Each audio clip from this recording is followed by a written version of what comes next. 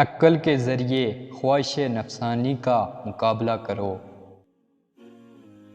رشتوں کا نہ ہونا اتنا تکلیف دہ نہیں جتنا کہ رشتوں کا ہوتے ہوئے احساس کا مر جانا ہے۔ میرے خدا نے مجھے اتنی محبتیں دی ہیں کہ مجھے 2-4 نفرتوں سے فرق نہیں پڑتا۔ جب انسان اپنی غلطیوں کا وکیل اور دوسروں کی غلطیوں کا جج بن جائے تو پھر فیصلے نہیں ہوتے، فاصلے ہوتے ہیں۔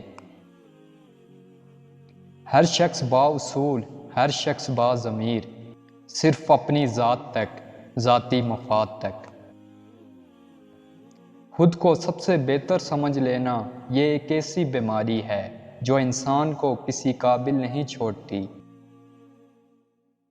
لوگوں کو دوسروں کے بدلے ہوئے رویے نظر آ جاتے ہیں اور پھر اپنی حرکتوں کا پتہ نہیں ہوتا جو اس تبدیلی کی اصل وجہ ہوتے ہیں۔ اپنا حصہ مانگ کر دیکھو، سارے رشتے بے نقاب ہو جائیں گے، اور اپنا حصہ چھوڑ کر دیکھو، کانٹے بھی غلاب ہو جائیں گے۔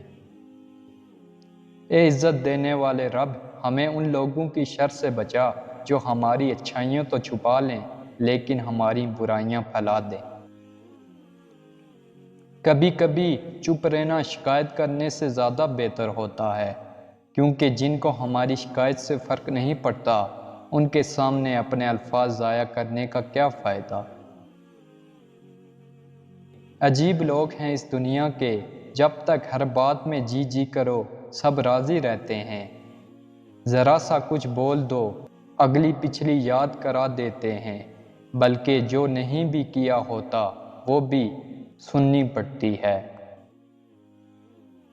مجھے لوگوں کو معاف کر دینا آتا ہے مگر دل میں دوبارہ جگہ دینا نہیں آتا۔ لوگوں کو اچھا سمجھنا چھوڑ دو، کیونکہ لوگ اندر سے وہ نہیں ہوتے جو باہر سے دکھائی دیتے ہیں۔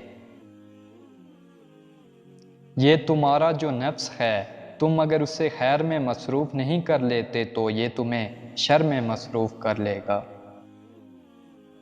سمندر کا پورا پانی کشتی کو نہیں ڈبا سکتا جب تک کہ کشتی میں داخل نہ ہو جائے، اسی طرح پوری دنیا کی برائی آپ کو نقصان نہیں دے سکتی جب تک کہ آپ کے ذہن اور روح پر اپنا اثر نہ جما دے۔ خیال کا پاکیزہ ہونا روح کی پاکیزگی کو ظاہر کرتا ہے۔ اللہ اپنی طرف آنے کا راستہ اسے دکھاتا ہے جو اس کی طرف رجوع کرتا ہے۔ جو معرفت الہی پا لیتا ہے وہ گلے کرنا چھوڑ دیتا ہے اور ذاتی خواہشات کے چنگل سے نکل آتا ہے۔